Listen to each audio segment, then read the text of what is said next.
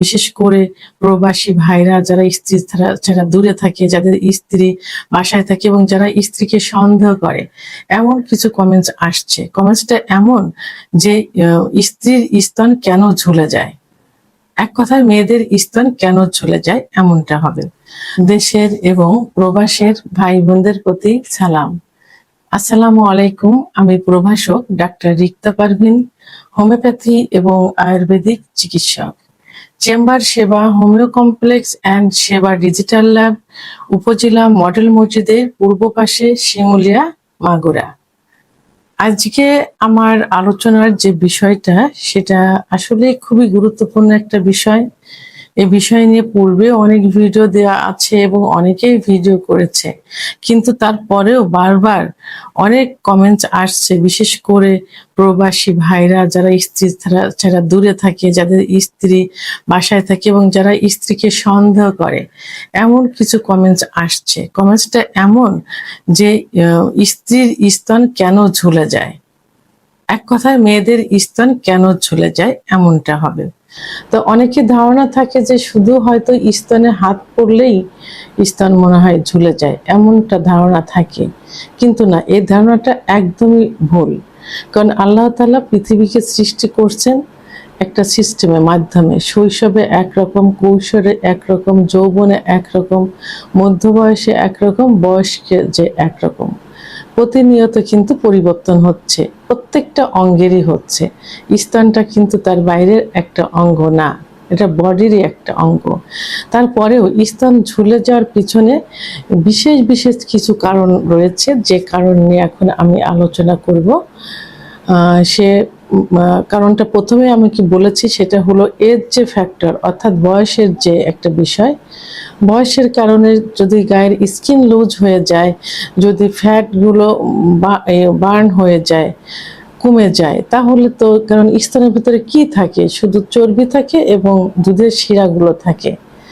তো যখন মানে গায়ের সবকিছু লুজ হয়ে যায়, তখন সেটাও কিন্তু লুজ হয়ে যাওয়া একটা স্বাভাবিক বিষয়। আর সন্তান জন্ম দেওয়া এবং দীর্ঘদিন বুকের দুধ খাওয়ানো, এটাও একটা কিন্তু বিষয়। কারণ যখন পেটে সন্তান আসে, তখন 3 মাসের পর থেকেই, বাচ্চা যখন গর্ভে থাকে 3 মাসের পর থেকে কিন্তু আস্তে আস্তে স্তনের ভিতর দুধ সঞ্চালন হতে থাকে, মানে তৈরি হতে থাকে। তো তখন কিন্তু স্তন ডেভেলপ হয়ে যায়। আবার যখন সন্তান প্রসব হয়, ডেলিভারির পরে কিন্তু খোদা প্রদত্ত আল্লাহ তাআলা তাদের রিজিক দিয়েছেন স্তনের মাধ্যমে, মায়ের স্তনে, অর্থাৎ মায়ের বুকে তখন অনেক দুধ হয়, যে কারণে কিন্তু স্তন বড় হয়ে যায়।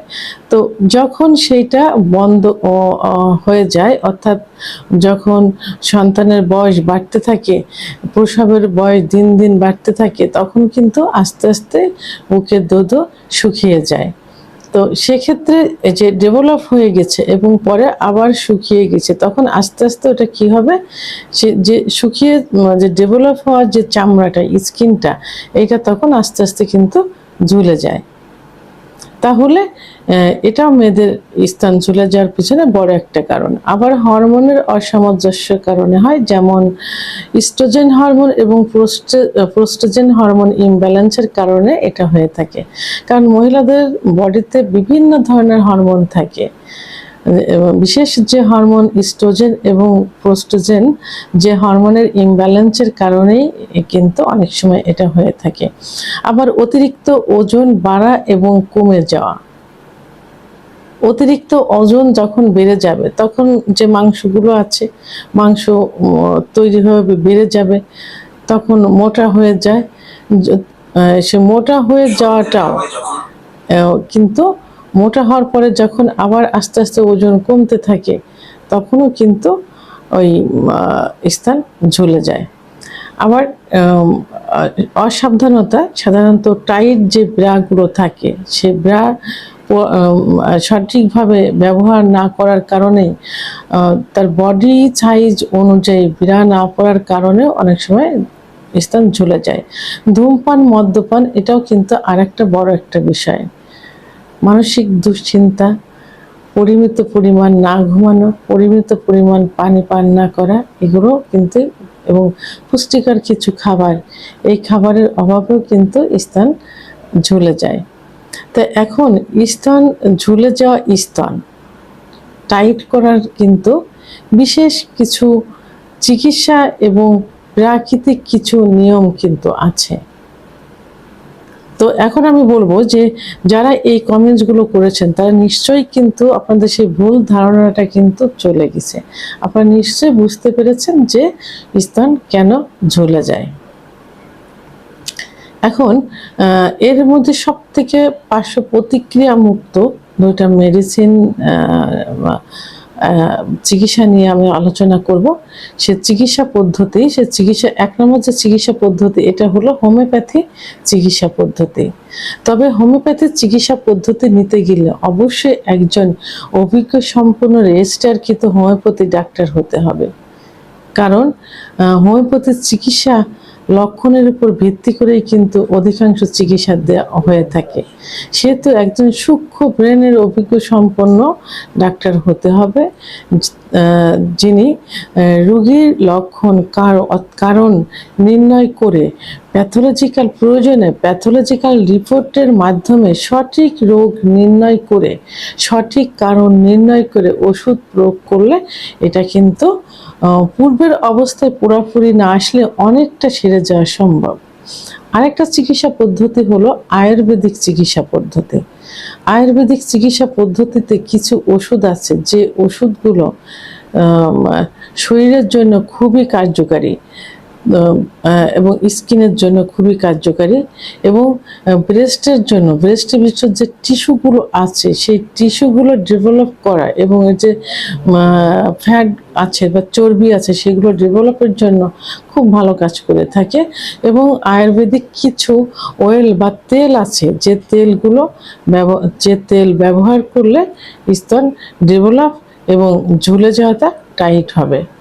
তাহলে হোমিওপ্যাথি এবং আয়ুর্বেদিক চিকিৎসার মাধ্যমে কিন্তু ঝুলে যাওয়া স্তন টাইট করা অনেক 100% প্রায় সম্ভব হয়। তবে এর জন্য অবশ্যই একজন অভিজ্ঞ সম্পন্ন সূক্ষ্ম ব্রেনের রেজিস্ট্রারকৃত ডাক্তার হতে হবে।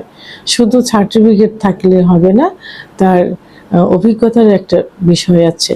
আমরা কি করি, এখানে অনেক ডাক্তার আছে, কিছু ওষুধ শুনে যে এই ওষুধ দিতে হবে। অনেকে কিন্তু নির্দিষ্ট ওষুধের অর্ডারও দিয়ে দেয় যে এই ওষুধটা পাঠিয়ে দেন বা এই ওষুধ আপনার ওষুধের ভিতর দিচ্ছেন কিনা।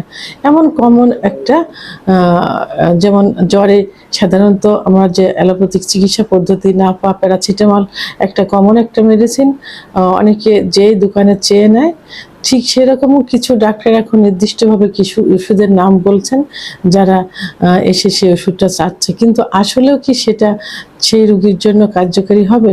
আবার হোমিওপ্যাথি কিছু ডাক্তার আছে যারা প্যাকেজ সিস্টেম করে এক একটা ডিব্বা সিস্টেম করে এক একটা ব্যাগ সিস্টেম করে ওষুধ দিচ্ছে যে এই টাইট করার জন্য এই প্যাকেজ, এইটার জন্য ওই প্যাকেজ। এই প্যাকেজ সিস্টেমে আসলে তো কোনো চিকিৎসা হয় না, তাই না? সেটা তো লক্ষণ হতে হবে, এক একটা রোগের এক একটা লক্ষণ, এক একটা মেডিসিনের এক একটা লক্ষণ। এই জন্য ওই ব্যবসায়ী করা ডাক্তারের কাছে যাওয়া যাবে না, অবশ্যই একজন রেজিস্ট্রারকৃত সুনামধন্য ডাক্তারের শরণাপন্ন হতে হবে। এখন প্রাকৃতিক উপায়েও কিন্তু এটা ডেভেলপ করা সম্ভব। যেমন এটা পুশ আপ, এটা এক্সারসাইজ, যোগ ব্যায়াম, এটা কিন্তু এক্সারসাইজ, বুকের ব্যায়াম অর্থাৎ চেস্ট এক্সারসাইজ, যেটা এর মাধ্যমেও কিন্তু ঝুলে যাওয়া স্তন টাইট করা সম্ভব। প্রতিদিন 10 থেকে 15 মিনিট ব্যায়াম স্তনকে কিন্তু শক্ত করে প্রাকৃতিকভাবে টাইট করে দেয়। তাহলে প্রাকৃতিক উপায়েও কি করতে হবে? ব্যায়াম করতে হবে। কিছু ব্যায়াম আছে, আপনার ইউটিউব চ্যানেল সার্চ দিলে কিন্তু এখন পেয়ে যাবেন যে স্তন টাইট করার জন্য যে ব্যায়ামগুলো আছে সেই ব্যায়ামগুলো কিন্তু আপনারা দেখতে পাবেন। খুব মেন হলো যে ব্যায়ামের মাধ্যমে কিন্তু অনেকটা কাভারেজ দেওয়া সম্ভব হয়ে যায়। এবং লাইফ স্টাইল, এটার জন্য লাইফ স্টাইল চেঞ্জ করতে হবে।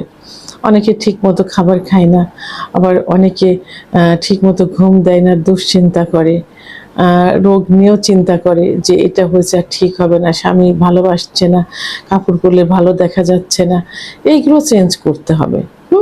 এই মানসিক দুশ্চিন্তাগুলো চেঞ্জ করতে হবে, রিল্যাক্সে থাকতে হবে এবং কি করতে হবে, প্রতিনিয়ত সঠিক মাপের যখনই আপনাদের মনের ভিতর একটা আতঙ্ক আসবে, ঝুলে গেছে কাপড় পরলে ভালো লাগছে না, তা আপনারা কি করবেন, সঠিক মাপের একটা বিড়া পরবেন।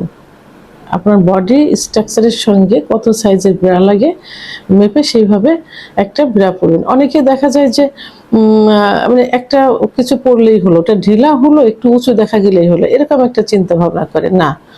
আপনার বডির সঙ্গে কোনটা অ্যাডজাস্ট হচ্ছে, আপনার ব্রার সাইজটা কত, এইভাবে ভালো ব্র্যান্ডের একটা ব্রা পরতে হবে নিয়মিত। ভিটামিন ই, ভিটামিন ই এবং ক্যালসিয়াম জাতীয়, প্রোটিন জাতীয় খাবার সবসময় খেতে হবে, কারণ ক্যালসিয়াম জাতীয় খাবারে কিন্তু আপনার স্তনের ভিতরের যে মাংসগুলো এগুলো ডেভেলপ করতে সক্ষম। ধূমপান মদ্যপান থেকে দূরে থাকতে হবে আর ওজনকে স্থিতিশীল রাখতে হবে, অর্থাৎ ওজন বেড়ে গেছে সেটা যদি কমে যায় তাহলে ওই যে লুজ হয়ে গেল, স্কিন লুজ হয়ে যাবে। আবার ওজন কিন্তু একেবারে কমিয়ে রাখা যাবে না, অনেকে দেখা যায় যে নিজের ফিগারকে ঠিক রাখার জন্য উচ্চতা অনুযায়ী বেশি ওজন কমিয়ে ফেলে, ওজন কম, এটাও কিন্তু ইফেক্ট করবে। এর জন্য ওজনকে স্থিতিশীল রাখতে হবে।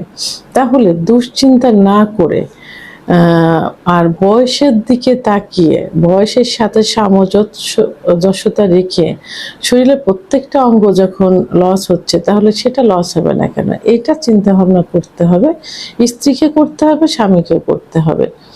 এগুলো মাথায় রেখে সুন্দরভাবে চিকিৎসা পদ্ধতি গ্রহণ করুন, সঠিক চিকিৎসা পদ্ধতি, প্রাকৃতিক কিছু উপায় মেনে চলুন এবং লাইফ স্টাইল চেঞ্জ করুন, দেখবেন অনেকটা কাভার দেওয়া সম্ভব হবে।